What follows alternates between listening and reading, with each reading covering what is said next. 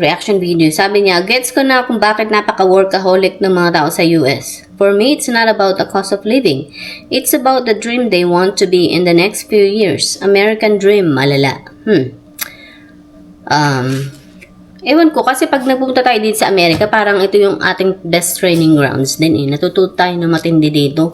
Napapag-aralan natin ang matindi ang buhay na hindi na ituro sa atin sa Pilipinas, sa school ng Pinas, di ba? Sa Pinas, parang kulang sila ng yung pagtuturo ng halimbawa, lalo na sa financial. Ayan, hindi tayo naturuan ng matinding financial.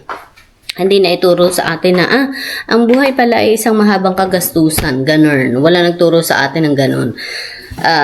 Tapos ay ano pa, kaya ang siste ito, hindi nila alam na sa sobrang hirap ng buhay, yung ibang gagawin mag-aasawa uli, or yung iba ang gagawin hindi magtatapos ng pag-aaral, mag-aasawa na yun. So which is lalong nadagdagan ng hirap, lalong humirap ang buhay. Hindi dapat ganun.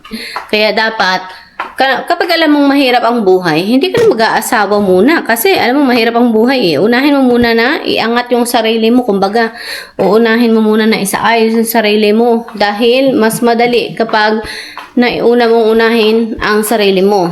Naiuna mong pagandahin ang sarili mo. Yun. Pero pag ang ginawa mo ay bumuo ka uli ng another life, sa panahon na ikinaghihirap, so, nag-multiply ka lang ng problema. Yun ang sabi ko sa inyo. Yun ang madalas kong sinasabi sa inyo. Hindi mo inayos ang buhay mo. Ginawa mo lang, bumuo ka lang ng bumuo ng mga panibagong problema sa buhay. Dahil, hindi dapat bubuo ng another problem, ng another decision na hindi mo pala kayang buhayin, okay? Or hindi mo pala kayang tustusan. Make sure na yung panibagong buhay na pipiliin mo ay kaya mong tustusan. Hindi yung basta ka na lamang bubuo ng buhay ng isang bagay na hindi mo pala kaya. So, yun, ang kawawa dyan ay yung mga anak, okay? Yung mga babalikan mong sasandalan, okay?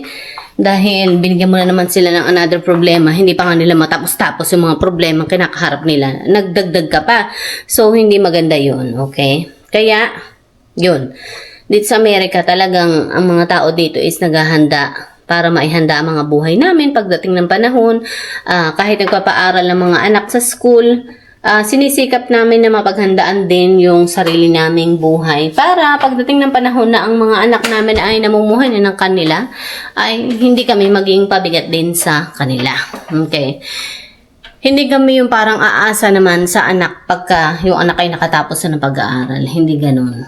Okay? Kaya sinisiguro namin na kailangan habang nag-aaral yung anak namin ay naghahanda rin kami sa sarili namin. Habang niyahanda namin yung anak namin sa buhay nila, kailangan ay inihahanda rin namin yung sarili namin. Dahil para matustusan pa rin namin ng pangangailangan namin sa buhay namin kapag yung anak namin ay namuhay na ng kanila. Ganon kami dito.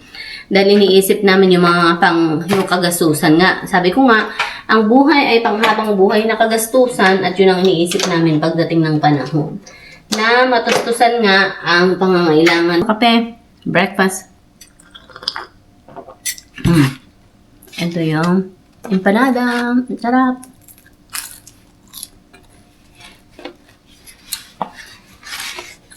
I compare this to taco. Hindi to empanada.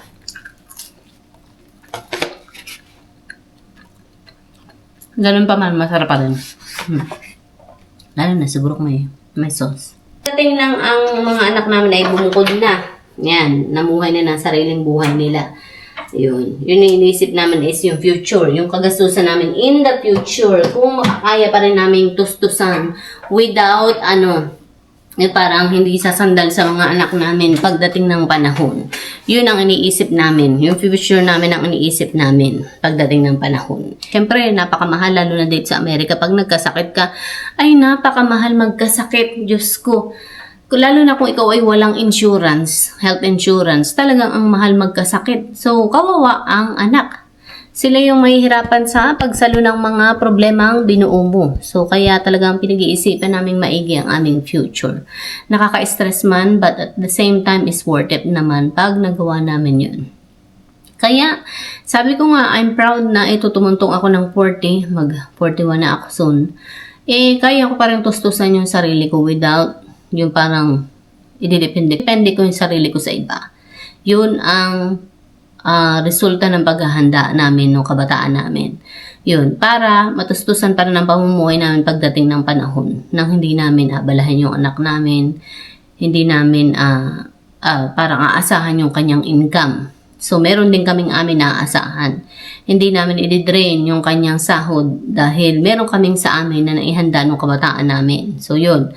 Kaya pag nagkakasakit kami, meron din kami pagkukunan. So, inihanda namin siya, inihanda namin yung sarili namin, double yung inihanda namin. So, yun. Inihanda rin namin yung mga kailangan namin para pagdating ng panahon, kagaya ng health insurance, para pag nagkasakit ay hindi kami mapurdoy sa mga kagastusan. Yun. Yung anak naman namin, ganun din, tinuturuan din namin na ganun din ang gawin niya pagdating ng panahon. Yun. Kung ano mga naging paghahanda namin, yun din ang tinuro namin sa anak namin.